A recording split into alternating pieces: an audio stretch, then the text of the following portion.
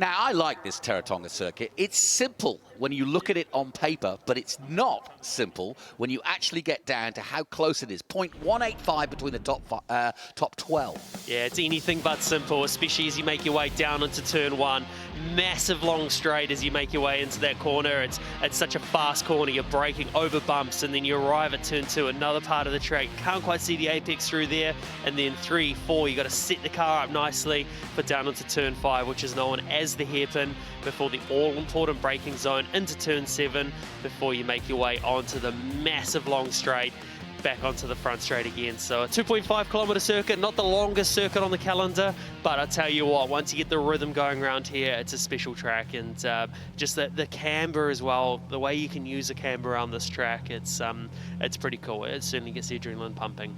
I'm so looking forward to this qualifying session. It's going to be short, it's going to be fast, it's going to be furious. And I tell you what, I'm going to re-emphasize what I just said. 12 drivers yesterday within 0.185. I don't think I've seen that in my motor racing career.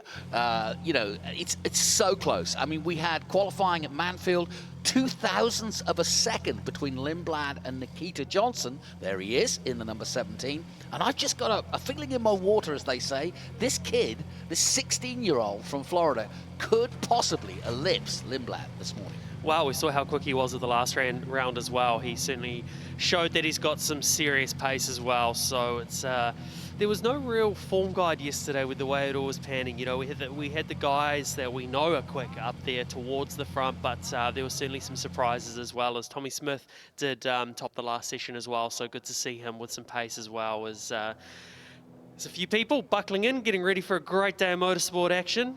What better way to see the track is some of the corners around here are very, very fast, and it's quite cool the way you can view this track from all sorts of different areas. About a minute before we go racing, and we go for qualifying here in the first of 3 races. This is qualifying 1. It will set the grid for race 1, which will come up later today. Qualifying 2 will be tomorrow, and also tomorrow we will have the reverse top 8 race 2 and the feature race, and so plenty of action to come. Let's head down to Greg Rust.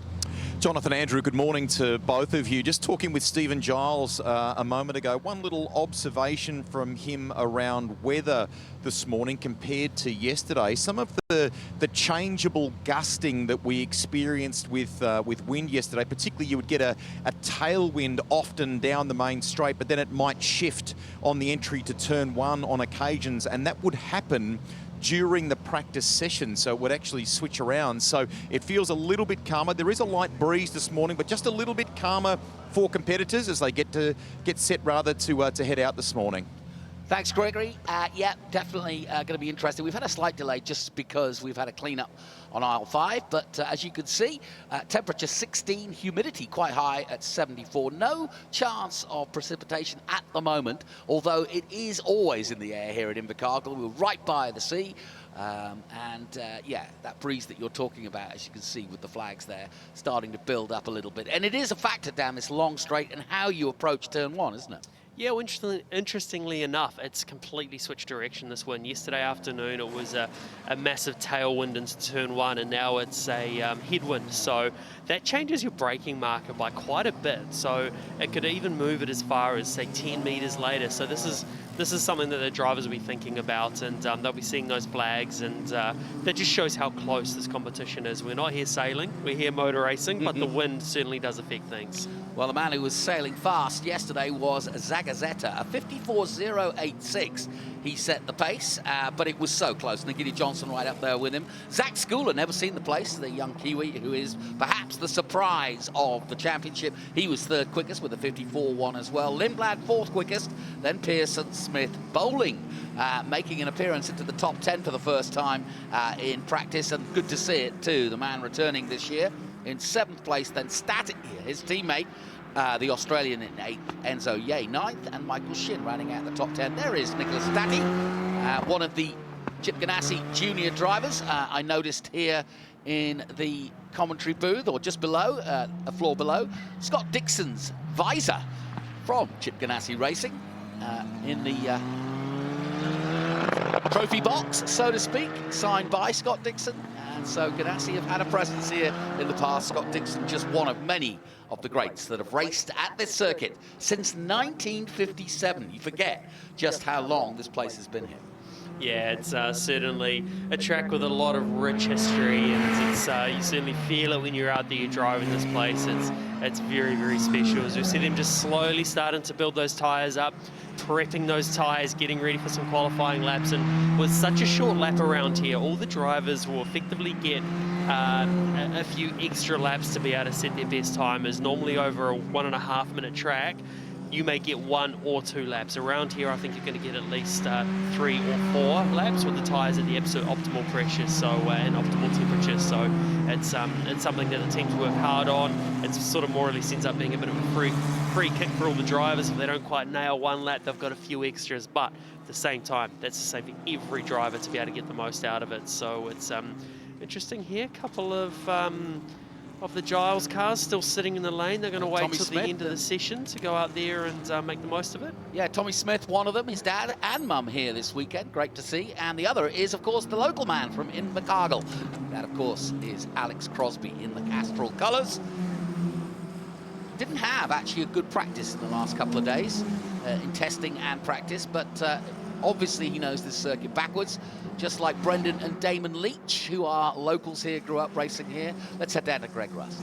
Jonathan, no immediate change to Alex Crosby's car. They've got him to fire it up now, and they're letting the Castrol entry head out. But there has been a front wing adjustment for Tommy Smith, and they look like they've reduced the amount of wing at the front for him. Now, I can tell you yesterday too, I think Tommy has done a little favour, if you like, for Will Brown, who will rejoin us in that car. Tommy's headed to the United States, as you boys know, for a big year over there. And just it involves the tyre bank for that car going into the 69th running of the New Zealand Grand Prix next weekend. We've got a car off at the final turn, just rejoining there now too. But I think Tommy has been able to save some reasonable rubber by not dipping too much into the bank this weekend to try and help Will and what he's got available to him when he gets to Highlands with that car.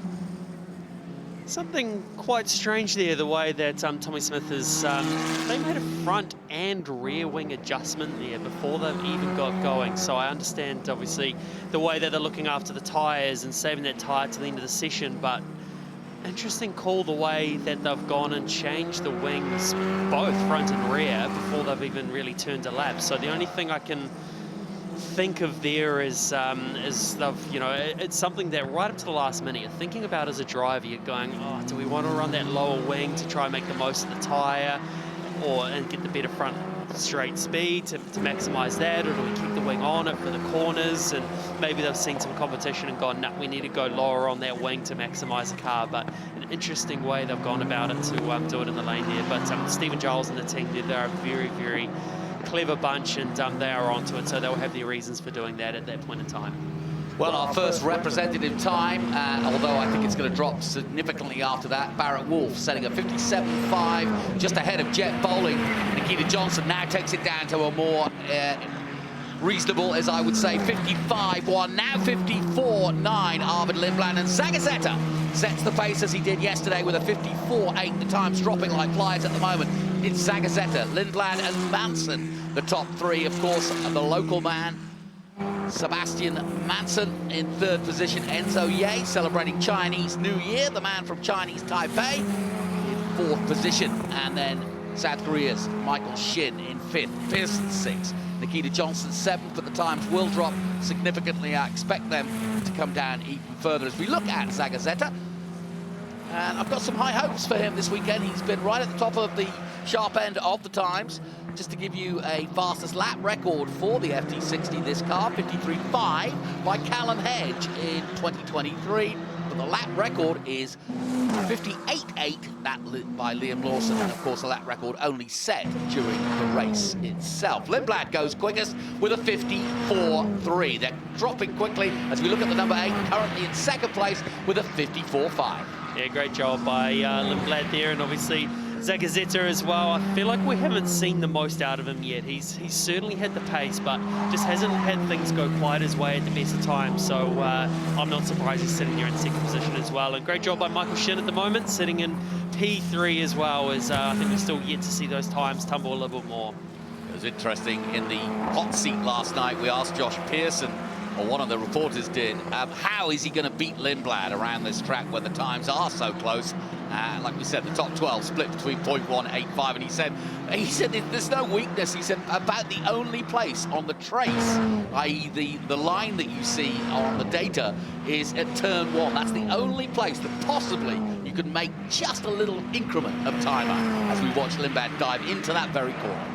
Lindblad there goes quicker again, and in between Nikita Johnson went quicker. Everyone's going quicker. We saw some improvements. Nikita Johnson was there for a second up to P number 1.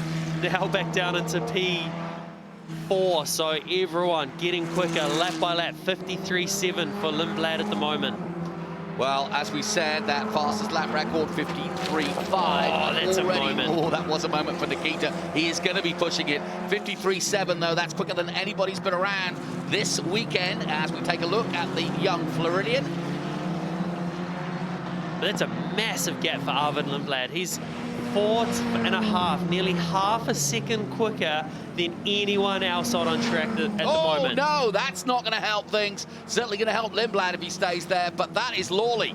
Lawley, the Canadian. Thankfully, he's got it going, the 88 from Kiwi Motorsport. Let's hope he keeps that engine rolling, yes. And he's just got to do some slip sliding on the grass, and that's nicely, definitely done by the Kiwi. And he just obviously lost it out of out of turn 6, it looks like. He's just gone wide. And that's a long way off the road there. Yeah. I think what might have happened in that situation is it's not even happened actually through that turn 5 there. I reckon he's lost the rear end on the way through the right, because that's a massive off to end up where he's ended there. So he's very, very lucky to be able to drive the car back with an off like that. Well, he's staying out too, interestingly enough, so he's not going to come and check the car. He obviously feels it's good. There's only 6 minutes to go, 6.5, and he continues. Here's what happened. Yeah, so just how far... Oh, that's a decent hit on the tyres as well. So the fact he stayed out there.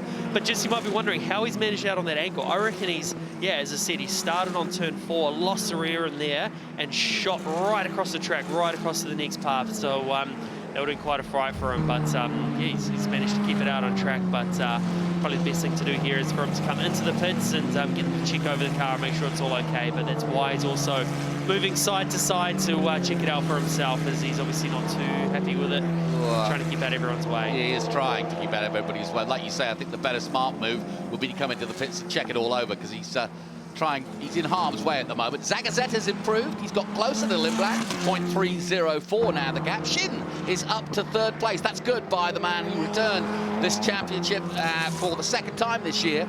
So Shin improving here in round 4. Zagazetta, though, the man on the pace at the moment as he comes out of the elbow. Last corner to set another lap. Can he beat that 53.7 of Arvid Lindblad? Not this lap.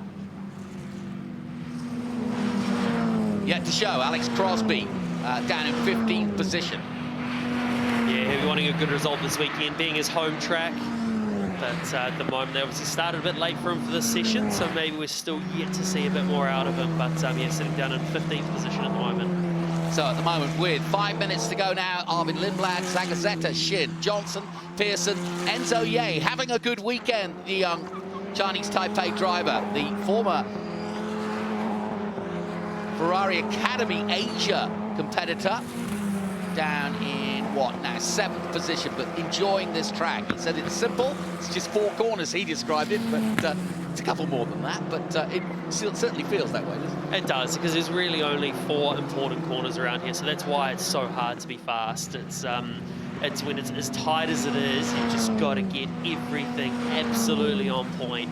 And on point is Arvid Lindblad with that lap time.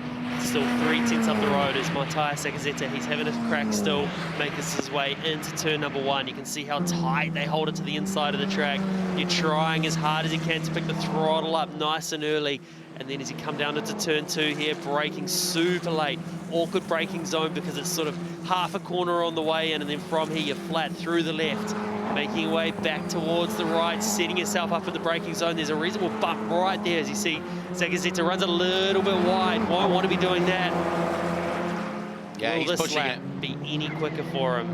Well, good improvement by Huizenrode of Australia. 54.1, his personal best. Moves him to third ahead of Nikita Johnson in fourth. 3 minutes to go. Time running out. Arvid Lindblad still setting the pace with that 53.7 by 0.304. Can Zagazeta? Not this time. And Lawley's off again.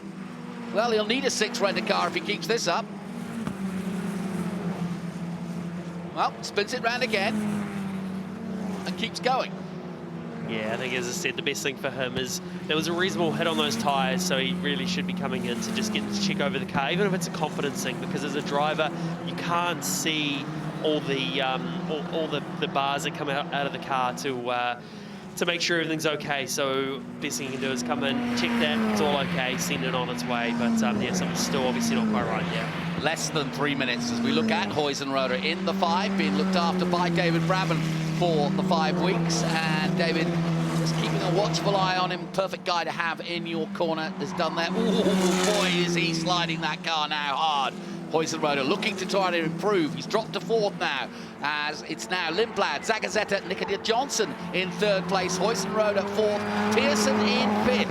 Now remember, Nikita Johnson, 40 points adrift of Lindblad. He needs to stay on the front 2 rows if he's going to challenge Lindblad this weekend. Huizenrode just a little bit wide out of the second to last corner there. Is this lap going to be any quicker? We saw him move up into third before Nikita Johnson got the better of him as he comes across the line. No.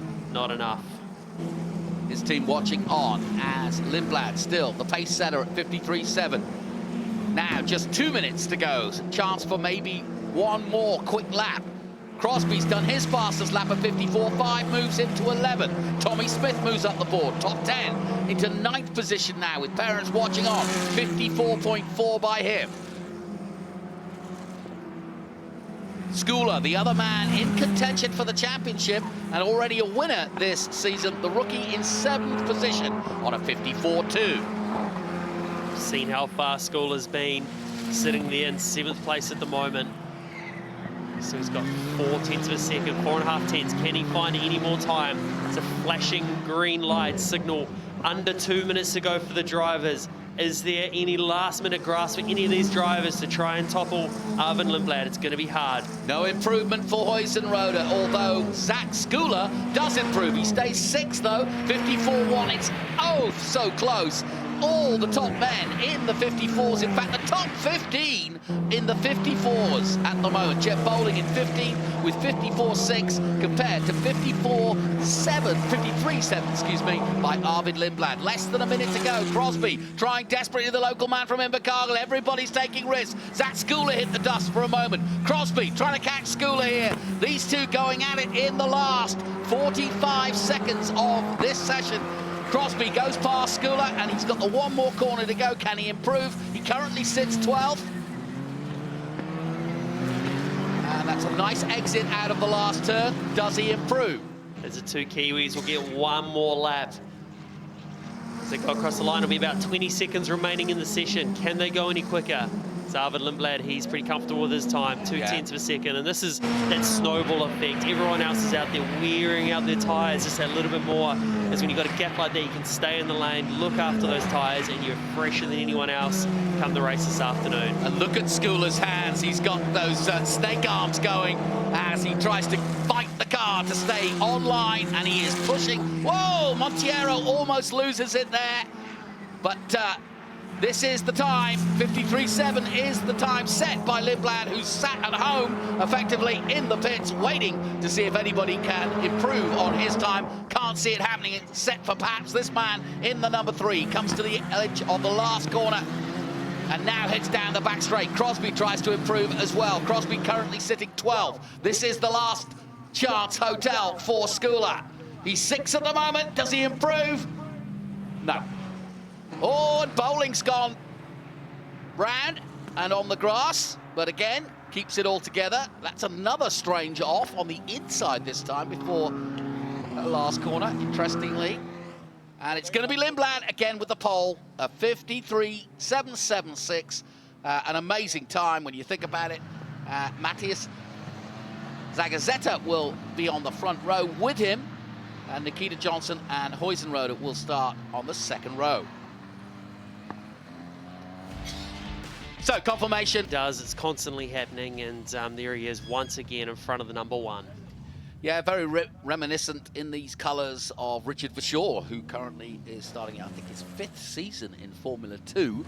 And but very, very impressive, this Red Bull Junior, and they are watching him for sure back in Europe. And as the news comes through that Yuki Tsunoda is now officially the Red Bull reserve driver this season, it's going to be interesting to see just where this man slots in, because he's going to have the 40 points he needs pretty much. And as you can see, the team delighted with that performance. M2 competition, the most successful team here in the Toyota Formula Regional Oceania Championship. And quick chat with the team, and as you can see, cool as a cucumber. His mum's here this weekend, delighted for him. He's had dad here for most of, well, for the entire season. Let's head down to Stephen McIver to talk to Arvid. It is the opening weekend of the Castrol Toyota Formula Regional Oceania Championship. Pole position qualifying 1, round 4 here at Teretonga Park in Invercargill. Trophies presented today by Josh Greenland, the category manager of CTFROC, and the Toyota Financial Services pole position trophy from Great Britain, Arvid Lindblad. Becoming a bit of a regular thing, mate. Congratulations, only guy in the 53s. Describe your laps. Yeah, no, it was pretty good. So far this week, the team have been really amazing. The car today was on rails. I couldn't ask for anything better, so full credit to them. I think we made a bit of a step forward this week compared to the last 3, and yeah, the team did a mega job, so very, very thankful to them. What do you make of this track? I think it's a great track. It's a bit too short, but the corners that we have are really cool, and it's the first time in the whole championship so far we have a bit of high speed that you can go in with a bit of commitment, which is really nice. So, any particular corners that you're finding difficulty with, or challenging, or just loving it? No, I've been enjoying them all. I think turn 1, just the sort of ability to, the amount of speed you can carry in is impressive. So to be really on the limit of the car and the entry there whilst it's moving is not easy, but other than that, it's very enjoyable to drive. Congratulations on another pole position. Thank you. Alrighty, there you go. Pole position for race 1 in the Castrol Toyota Formula Regional Oceania Championship. Once again, goes to championship leader Arvid Lindblad. P2 was Matthias Zagazeta, and P3 was Nikita Johnson. Time to go Pirelli Porsche Racing.